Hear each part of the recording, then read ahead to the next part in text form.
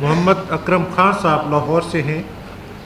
موجودہ دور میں ایک متوسط اور غریب طبقہ کے فرد کے لیے کما حقہ اقامت دین کی محنت کرنا بہت مشکل ہو گیا ہے، کیونکہ اس کی اکثر توانائیاں کم از کم بنیادی ضرورتوں کے حصول کے لیے خرچ ہو جاتی ہیں۔ اس صورتحال میں کیا کوئی ایسا فرد اقامت دین کا تھوڑا بہت کام کر کے اپنے دینی فرائض ادا کرنے والا فرد سمجھا جائے گا یا اس کا شمار ضعفاء میں ہوگا؟ دیکھیے، اس معاملے میں ہمیں کیا شمار کرتا ہے اور کیا نہیں کرتا، اس کے بارے میں ہمیں کچھ بھی سوچنے کی ضرورت نہیں ہے۔ ویسے تو علامہ اقبال نے بہت خوبصورت باتیں کہی ہیں کہ ہر انسان کو اپنے آپ کو ایسس کرنے کے لیے 3 مختلف آنکھوں سے دیکھنا چاہیے۔ دیدن خود را بچشم خیش، پہلے تو اپنے آپ کو اپنی آنکھ سے دیکھو، تم اپنے آپ کو کیا سمجھتے ہو۔ پھر یہ کہ دیدن خود را بچشم دیگراں، دوسروں کی آنکھوں سے اپنے آپ کو دیکھو، وہ دوسرے تمہیں کیا سمجھتے ہیں۔ اور پھر یہ کہ اللہ کی نگاہ سے دیکھو، اللہ تمہیں کیا سمجھتا ہے۔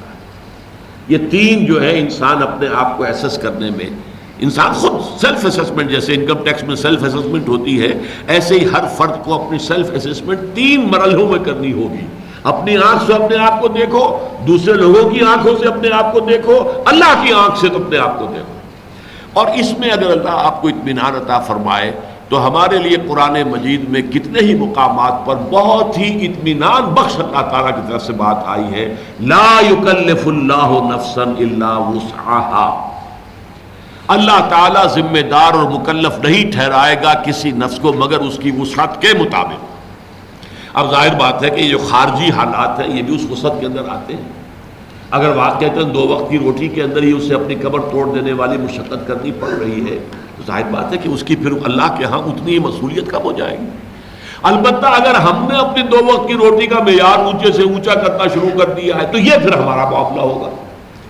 اگر آپ اس معیار کو کم کر سکتے ہیں، محنت جو ہے اس میں سے اپنا وقت نکال سکتے ہیں، یہ ساری جو ہے سٹرگل ہوگی انڈیویجول بیسس پر۔ تنظیم میں البتہ ہم مجبور ہیں کہ تنظیم میں جو اس کے ڈسپلن کی کم سے کم پابندی نہیں کر پا رہے تو پھر ہم نے کیا سمجھے کہ وہ ملتزم نہیں ہے۔ اس لیے کہ ہمیں آخر ایک وقت میں آ کے فیصلہ کرنا کہ ہم کہاں کھڑے ہیں، آیا ہم اس پوزیشن میں ہیں کہ ہم کو اقدام کریں، آگے بڑھیں۔ اس وقت جو ہمارے پاس ہوگی، جو اسٹرینتھ ہوگی، وہ تو ہم انہی لوگوں کے اوپر کاؤنٹ کریں گے کہ جو لوگ ہمارے نظم کے پابند ہیں اور اس کے لیے ہمیں امید ہے کہ جو کال بھی دیں گے وہ نکل آئیں گے اور نظم کے ساتھ آئیں گے۔ ایک وہ ہوتے ہیں کہ عین وقت کے اوپر تو لوگ جو ہے بہت سے جوش میں آ کر سینے کھول کر، گریبان کھول کر جو ہے گولیاں کھا لیتے ہیں، وہ لوگ بھی آئیں گے، لیکن اقدام کا فیصلہ ایسے لوگوں کی توقع پر نہیں ہوا کرتا۔ اقدام کا فیصلہ ہوتا ہے اپنی انٹرنل انٹرنسک جو آرگنائزیشنل جو اس کی اسٹرینتھ ہے اس کی بنیاد پر۔ اس حوالے سے ہر شخص سوچے، اپنی جگہ مطمئن ہو تو اللہ تعالیٰ بھی اس کی جو بھی کوتاہی ہے اس کو معاف کرے گا۔ ہمارے ہاں بھی اس کا لحاظ نظم کی سطح پر رکھا جانا چاہیے۔ واقعہ یہ ہے کہ اس میں کوئی یعنی جو بات کہی گئی ہے غلط نہیں ہے، اور یہ معاملہ تیزی کے ساتھ ادھر جا رہا ہے، ابھی تو کچھ بھی نہیں ہے۔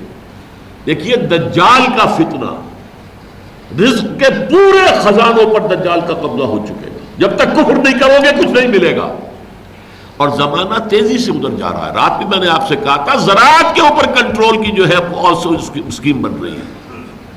اس نظام کے ساتھ اپنے آپ کو اٹیچ کرو، اس دجال کی بالادستی کو قبول کرو تو کھانے کو ملے گا، ورنہ نہیں۔